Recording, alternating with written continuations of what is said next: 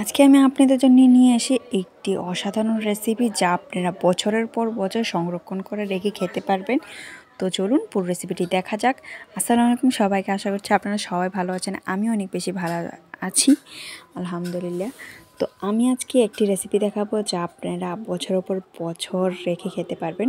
তো প্রথমে এর জন্য আমি একটা আচার বানাবো, যেটা হবে ধনিয়া পাতার আচার। তো প্রথমে আমি তেঁতুল ভিজিয়েছি। তেঁতুল এখানে আমি প্রায় 100 গ্রামের মতন ভিজিয়েছি। আপনারা চাইলে বেশি কোয়ান্টিটি তো করতে পারেন।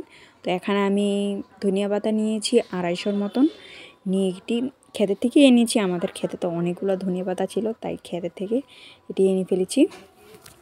তো এনে আমি তেঁতুলটাকে জলে ভিজিয়ে দিয়েছি, আর এদিকে আমি ধনিয়া পাতাগুলোকে সুন্দর করে কুচি করে রেখে দিব সাইডে। তো আপনারা এই রেসিপিটি যদি বানিয়ে রাখেন তাহলে ঘরের মধ্যে কিছু না থাকলে আপনি এই আচারটা দিয়ে খেতে পারবেন, অনেক বেশি সুস্বাদু হয়। আর এটাকে অনেক দিন চলবে, আপনারা খেতেও পারবেন। তো ধনিয়া পাতাটাকে আমি কুচি করে কাটার পর এখানে আমি একটা কড়াইয়ের মধ্যে এটাকে বসিয়ে দিলাম। এটাকে একটু আমরা সফট করে নিব, সফট করে আমরা এটাকে গ্রাইন্ড করব, ঠিক আছে? তো এটাকে ভালো করে, আপনি কিছু দিতে হবে না কারণ এটার মধ্যে জল থাকে, আপনি সফট হয়ে যাবে এটা। তো আমরা এদিকে যে তেঁতুলটা ভিজিয়েছিলাম, এটার এই তেঁতুলটা ভিজানোর পর এরকম হয়ে গেলে এর যে বিচিগুলা, আমরা এগুলো ফেলে দিব, বিচিগুলো রাখবো না, বিচিগুলো ফেলে দিব।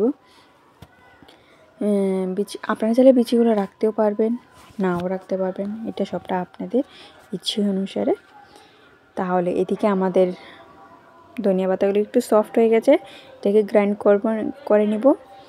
বেশি করব না, হালকা হালকা করব। তো এদিকে তেল দিয়েছি, সরিষার তেল দিয়ে আমি দিয়ে দিব এখানে কাঁচা শুকনা লঙ্কা দিব। আর এখানে আমি রসুন দিয়েছি, প্রায় 4-5টার মতো রসুন দিয়েছি, রসুনের কুয়াগুলো। যদি বড় রসুন হয় তাহলে 2টা বা 3টা দিলে হইব, আর এটাগুলো ছোটো ছোটো ছিল তাই 4-5টা লাগছে, 4-5টা দিলাম। তো এদিকে দিয়ে দিলাম আমি পাঁচফোড়ন দিয়েছি, পাঁচফোড়ন 1 চামচের মতন দিলে হবে। তারপর সবগুলোকে সুন্দর করে আমরা ভেজে নিব। তো এদিকে আমাদের তেঁতুলের যে রসটা আছে এর মধ্যে আমরা দিয়ে দিলাম লবণ 1 চা চামচ, হলুদ 1 চা চামচ, ধনিয়া গুঁড়ো 1 চা চামচ, আর লঙ্কা গুঁড়ো দিয়ে দিলাম 2 চা চামচ। দিয়ে ভালো করে এটাকে আমরা মিক্স করে নিলাম।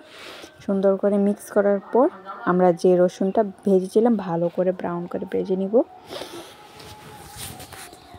এই তো আমাদের রসুনগুলা মোটামুটি ভাজা হয়ে গেছে। তো এদিকে আমরা তেঁতুলের যে রসটা আছে এটা দিয়ে আমরা সুন্দর করে এটাকে ভাজার জন্য রেখে দিব।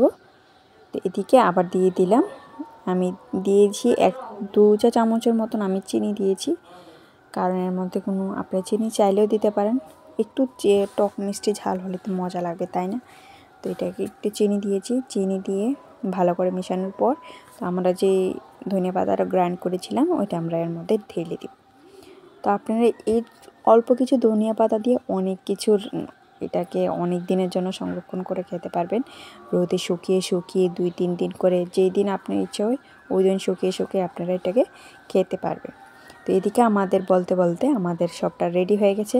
আর আপনারা যারা যারা আমাদের ভিডিওতে নতুন আছেন প্লিজ আমাদের চ্যানেলটি কিন্তু অবশ্যই সাবস্ক্রাইব করে যাবেন নতুন নতুন ভিডিও দেখার জন্য।